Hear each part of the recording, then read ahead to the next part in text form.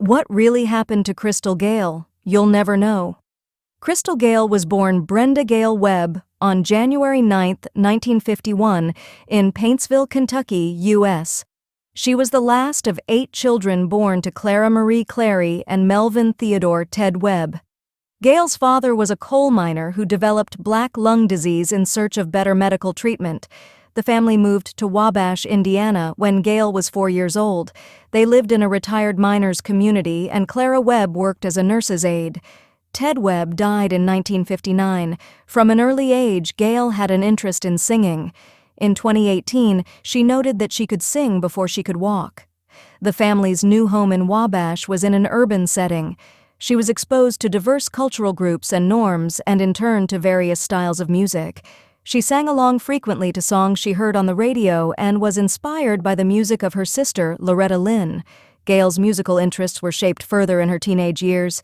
She started singing in church, performed folk songs, and recorded demonstration tapes. With encouragement from Lynn, she began touring during summers in high school. At age 16, Gayle performed on the Grand Ole Opry in replacement of her sister who had gotten ill. She performed a cover of Marty Robbins' Ribbon of Darkness. After graduating from high school in 1969, she signed her first recording contract with her sister's label, Decca Records. Upon signing with Decca, the label insisted that Gayle change her first name from Brenda to another name. Shortly thereafter, Lynn drove past a sign for the Crystal fast food restaurant and said to Gayle, "That's your name. Crystals are bright and shiny, like you." It was then that she changed her name professionally to Crystal Gayle, with Gayle taken from her middle name. Gayle has been married to their husband Bill Gatsimo since 1971. The couple first dated in high school, and while Gayle was signed to United Artists Records, Gatsimos attended law school at Vanderbilt University. According to Gayle, their marriage has been successful because the couple pursues their own interests and lets each other breathe. The couple has 2 children, a daughter, Catherine, and a son, Christos. Gayle's son is now a record producer and co-produced her 2019 album. When Gayle's first child was born, she continued working frequently. In 2003, she said, "When I was on stage, I remember coming off stage and breastfeeding and then doing another show. When the couple had their second child, Gayle stayed home with the children. After a life of quiet effort, she let her success speak for herself." Career is mentioned as follows. Gayle was first managed by Oliver Lynn after signing with Decca Records. Among her first professional gigs were routine appearances on Jim Ed Brown's television show, The Country Palace. On the program, Gayle performed original songs written by Loretta Lynn, including Sparklin' Look of Love and Mama, It's Different This Time. Her debut single was released in 1970 titled I've Cried, also written by Lynn. The song peaked within the top 40 of the Billboard Hot Country Singles chart. The song was followed by other singles that reached minor positions on the country songs chart. Everybody Oughta Cry, and I Hope You're Having Better Luck Than Me. Gayle's career stalled while at the Decca label. This was due to the fact that the label wanted Gayle to record in the same style as her sister. Steve Huey of AllMusic criticized her early singles, calling them Little Loretta records. Next, Gayle signed a new recording contract with United Artists Records in 1974. Under the direction of producer Alan Reynolds, her musical style shifted. Reynolds encouraged Gayle to record in a softer, mellower format. He also helped market her music to a crossover audience. Gayle also released her first United Artists single in 1974, Restless. Mary Buffwalk and Robert Orman called the song assertive and sexy. The song peaked at number 39 on the Billboard Country Songs chart. The same year, Gayle's self-titled debut album was issued, reaching number 25 on the Billboard Top Country Album Survey. The following year, she had her first top 10 hit on the country chart with Wrong Road Again, also written by Alan Reynolds. She had minor hits with the singles This Is My Year for Mexico and Beyond You. The latter song was co-written by Gayle and her husband, Bill Gatsimos. Her second studio album, Somebody Loves You, spawned a second top 10 hit, the title track.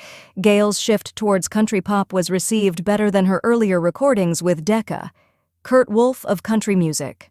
The Rough Guide praised the new style, calling it a pleasant, easygoing sort of country folk blend, a close cousin to the music of Emmylou Harris. Instead, he arranged for songwriters Bob McDill and Richard Lee to help compose music. This arrangement proved successful when in 1976, Gayle had her first #1 hit on the country songs chart with It'll Get Over You, written by Lee. This was followed by a second #1 hit, You Never Miss a Real Good Thing, and the #2 hit, He'll Do It All Over Again. Her third studio album, Crystal, was released in 1976, peaking at #7 on the top country albums chart. In 1977, Richard Lee had composed a tune called Don't It Make My Brown Eyes Blue. The song was originally intended for British singer Shirley Bassey. When Reynolds heard the song, he said to Lee, "You're not sending that song anywhere." Gayle recorded the track in one single take.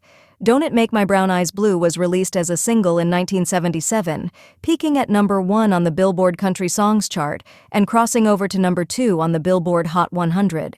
Internationally, it became a hit in several countries, including the United Kingdom, where it reached the #5 position. Since its release, Don't It Make My Brown Eyes Blue has been received positively by music critics and fans. They have also considered it her signature song. Stephen Thomas Earlywine of AllMusic praised Gayle's vocals, commenting, "She never stressed it too heavily, nor was her vocals cloying. They were pretty and straightforward, making the song quite alluring."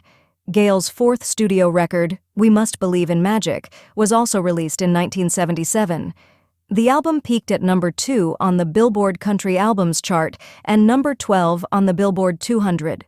We Must Believe in Magic has received positive reviews since its initial release. AllMusic gave the record 3.5 out of 5 stars. We Must Believe in Magic became the first album by a female country artist to certify platinum in sales by the Recording Industry Association of America. In 1978, Gayle earned the Grammy Award for Best Female Country Vocal Performance for Don't It Make My Brown Eyes Blue, while Lee won a Grammy for Best Country Song. In 1978, her fifth studio album, When I Dream, was released, also reaching #2 on the country albums chart. The album peaked at #52 on the Billboard 200 and certified platinum by the RIAA. By the end of 1978, Gayle had won Female Vocalist of the Year from both the Academy of Country Music and the Country Music Association. Her seventh studio album, Miss the Mississippi, was released in 1979 as well. It featured 3 major hits, including Half the Way, which became her third crossover pop hit. Miss the Mississippi peaked at #3 on the Billboard Top Country Albums chart, #36 on the Billboard 200, and certified gold in sales from the RIAA. As Gayle's music crossed multiple genres, she made more appearances outside of the Nashville establishment. Among these was hosting 2 primetime television specials, Crystal and the Crystal Gayle Special. Both shows aired on CBS and were given critical acclaim. Gayle would also appear with Bob Hope on his 1979 television special called On the Road to China. Among the first recordings was a duet with Eddie Rabbitt titled You and I. The song reached #1 on the Billboard Country Singles chart and became her second top 10 hits on the Billboard Hot 100. Gayle's released her next album called Cage the Songbird. It was the first of Gayle's to be produced entirely by Jimmy Bowen. Cage the Songbird peaked at #5 on the Top Country Albums chart and #171 on the Billboard 200. Between 1985 and 1987, Gayle collaborated with country artist Gary Morris on a series of duets, the first being the single Mackin' Up for Lost Time. The song reached #1 on the Billboard Country list in 1986. Mackinac for Lost Time was also used as the theme song for the CBS television series Dallas. The pair also recorded the theme song for Another World. The theme song was also titled Another World and became a top 10 hit. Gayle would also guest star in the show as herself. The duo would release their collaborative studio album in 1986 titled What If We Fall in Love? The album peaked at #25 on the Billboard Country Albums list in September 1987. In 1988, Gayle released her final album of the decade. Titled Nobody's Angel, the record featured 2 minor hits, including the single Tennessee Nights. You Don't Know Me became Gayle's first studio album to chart since 1988, reaching number 40 on the Billboard Independent Albums list. In 1990, Gayle signed a new recording contract with Capitol Records and reunited with producer Alan Reynolds. The same year she released her 17th studio album, Ain't Gonna Worry. Bill Carpenter of AllMusic gave the release 4 out of 5 stars, calling it an excellent set of country pop. The album spawned several singles, beginning with Just an Old Love. In its initial review, Billboard gave it a positive response, praising the production style of Reynolds. Its third single, Never Ending Song of Love, would become Gayle's last charting single to date, reaching number 72 on the Billboard Hot Country Singles chart. Her 18th studio album came in 1992 called 3 Good Reasons. The album was produced by Buzz Stone. The album's lead single of the same name spawned a music video. As the 1990s progressed, Gayle recorded material for smaller labels and issuing specialty projects. Her first small label was the Branson Entertainment Group, where she released an album of re-recorded hits titled Best Always. In 1995, she signed with Intersound Records and recorded a pair of gospel studio albums. The first was 1995's Someday, which she co-produced with Bobby Wood. The album's first single included music that was filmed in Greece. In a 1995 interview, she explained the message behind the title track, "There are songs in there that definitely you've lived." The title track is a song that I think a lot of people, the way it's written, definitely relate to. In 1997, her second gospel collection was released, titled Joy and Inspiration. At the dawn of the new millennium, Gayle expanded her musical interests. In 1999, she released an album of jazz and American standards called Crystal Gayle Sings the Heart and Soul of Hoagy Carmichael. It was as a tribute to Hoagy Carmichael, whom Gayle worked with shortly before his death in the early 1980s. Its album featured covers of songs he composed, including Stardust and Georgia on My Mind. For several years, Gayle spent time recording her next studio release.